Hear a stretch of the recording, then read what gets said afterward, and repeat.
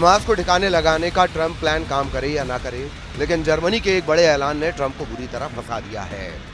Germany ने कह दिया है कि अब रूस के साथ शांति के हालात नहीं हैं। वहीं डोनाल्ड ट्रंप को कहना पड़ा है कि पुतिन को डराने के लिए उन्होंने रूस के पास परमाणु पनडुब्बी तैनात की है। 2500 किलोमीटर रेंज वाली ये क्रूज मिसाइल अब यूक्रेन को मिल सकती है और इस मिसाइल ने रूस और नेटो के बीच तनाव को माउंट एवरेस्ट जितनी बुलंदी पर पहुंचा दिया है। टोमाहॉक अमूमन समंदर से लॉन्च की जाती है। इस मिसाइल को समंदर में जंगी जहाज से लॉन्च किया जाता है। इस मिसाइल को पनडुब्बी से फायर किया जाता है। ऐसे अटैक अमेरिका ने कई बार इराक और अफगानिस्तान में किए हैं। सीरिया और यमन पर भी यही मिसाइल बरसाई हैं। अब इसका लैंड बेस्ड लॉन्चर, जिसे लॉन्ग रेंज फायर्स यानी LRF लॉन्चर कहा जाता है, ये ऐसा विकल्प है जिसे अमेरिका खुद अपनी सेना से हटाना चाहता है, लेकिन यही विकल्प अब यूक्रेन के युद्ध को तेज करने का नया ईंधन बन सकता है। अमेरिका के उपराष्ट्रपति JD वैंस ने कहा है कि ज़ेलेंस्की की टोमाहॉक वाली डिमांड पूरी करने पर बात चल रही है। अगर ऐसा होता है तो समझ लीजिए कि यूक्रेन और रूस के युद्ध में ऐसे शोले भड़केंगे कि फिर ये जंग किसी भी वक्त वर्ल्ड वॉर में तब्दील हो सकती है।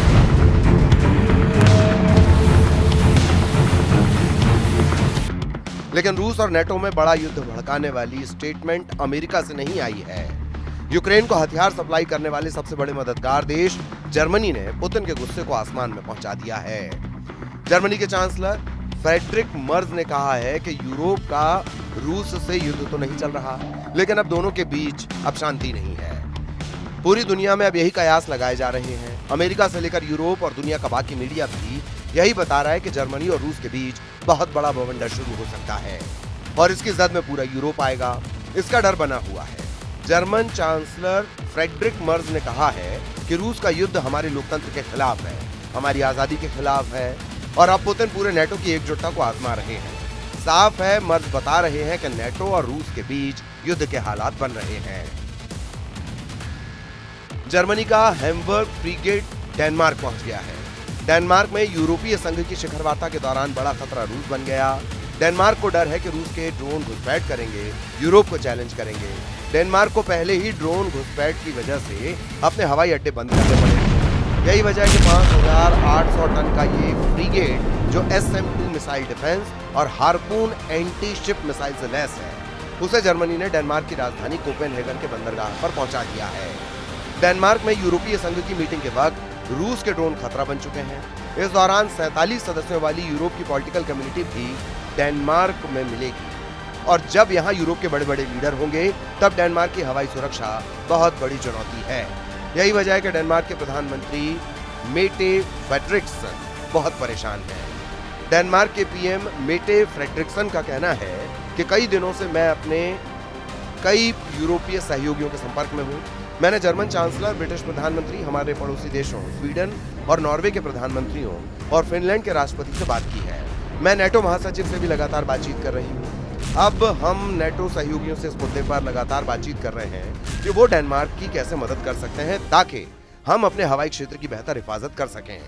डेनमार्क की प्रधानमंत्री कह चुकी हैं कि नॉर्वे, पोलैंड और रोमानिया के बाद अब उनका देश खतरे में है, क्योंकि इन तीनों देशों में ड्रोन वाली घुसपैठ के बाद अब यही पैटर्न डेनमार्क में भी दोहराया गया है। मतलब साफ है कि रूस पूरे पूर्वी यूरोप को दबाव में लाना चाहते हैं।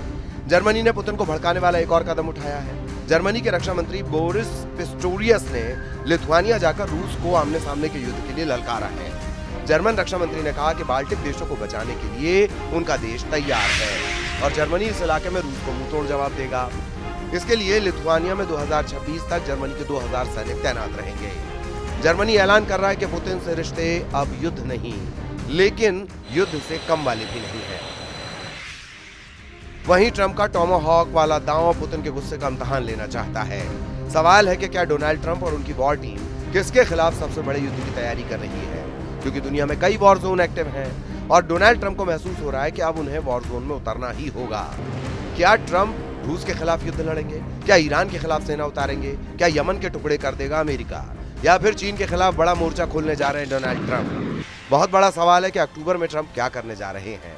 फिलहाल डोनाल्ड ट्रंप ने एक सिग्नल यूक्रेन वॉर जोन को लेकर दिया है। ट्रंप ने कहा कि वोलोदिमीर ज़ेलेंस्की रूस के खिलाफ जीत सकते हैं, अपने खोए हुए इलाके वापस हासिल कर सकते हैं। इधर अमेरिकी राष्ट्रपति ट्रंप का दावा है कि यूक्रेन के पास मौका है। मैं देख रहा हूं कि रूस क्या कर रहा है। मैं रूस और राष्ट्रपति पुतिन से बेहद असंतुष्ट हूं। मुझे ये बिल्कुल पसंद नहीं।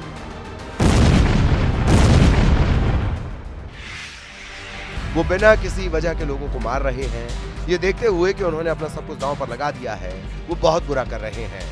पुतिन से लड़ने के लिए फ्रांस ने पहले ही अपनी शुरुआती तैयारी कर ली है।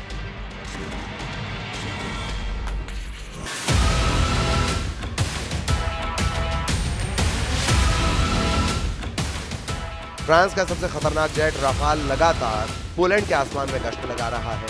युद्ध का माहौल अंगड़ाई ले रहा है। ये फ्रांस का राफाल जेट है जिन्हें भेजने वाले इमैनुअल मैक्रों हैं। अब पुतिन से टक्कर लेने के लिए मैक्रों पूरी तरह सामने आ गए हैं। फ्रांस दावा कर रहा है कि नेटो को वो रूस से बचाएगा। फ्रांस ने रूस को यूक्रेन के बॉर्डर पर रोकने के लिए अपने सबसे खतरनाक फाइटर जेट राफेल को पोलैंड में तैनात कर दिया है। राफेल बख्शेगा नहीं, इसकी गारंटी राफेल पर लगी मिसाइल दे रही है। राफेल के विंग टिप पर लगी माइका मिसाइल, ये एयर टू एयर मिसाइल है जो दुश्मन के विमान को 80 किलोमीटर की रेंज में मार सकती है। जब दूसरा राफेल पलटता है तो उसकी विंग्स के नीचे नजर आती है मैजिक सुपर 530 मिसाइल। इसकी रेंज है 40 किलोमीटर, यानी लंबी और छोटी दूरी। मैजिक सुपर 530 और माइका हर तरह के खतरों के लिए राफेल पूरी तरह से तैयार है और उसके सामने इस वक्त चुनौती है पुतिन के विमानों और रूस से लॉन्च होने वाले ड्रोन को रोकना। ये बात मैक्रो भी जानते हैं और इस बात से डोनाल्ड ट्रंप भी बहुत अच्छी तरह वाकिफ हैं कि एक बार पुतिन ने यूक्रेन के बाद नेटो की तरफ कदम बढ़ाया तो पहला हमला बाल्टिक देशों या फिर उनके दक्षिण में पोलैंड पर होने का खतरा है और फिर आगे की राह पुतिन खुद तैयार कर लेंगे। पुतिन की तैयारी चौतरफा नजर आ रही है। वो युद्धाभ्यास करके समंदर से ज़िरकॉन हाइपरसोनिक मिसाइल भी फायर कर रहे हैं। उनके सुखोई 34 सुपरसोनिक बॉम्बर भी तैयार कर दिए गए हैं। रूस और बेलारूस अपनी सेनाओं के बीच तालमेल बढ़ाने के लिए किसी भी हद तक जाने को तैयार है। पोलैंड इस तैयारी का सबसे बड़ा नुकसान उठा सकता है। इसकी आशंका पूरे नेटो को है।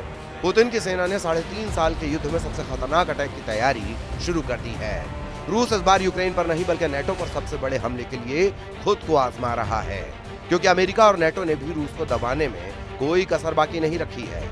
जेडी वैंस ने जब यूक्रेन के लिए टोमाहॉक का नाम लिया, पुतिन का मूड बिगड़ गया है। ज़ेलेंस्की ने जब से अमेरिका से टोमाहॉक मांगी है, पुतिन यूक्रेन को लगातार बड़ी सजा देना चाहते हैं। टोमाहॉक के ऐसे वीडियो यूक्रेन का हौसला बढ़ा सकते हैं, लेकिन वो ये भी जानता है कि पुतिन का गुस्सा अब रिकॉर्ड तोड़ रहा है।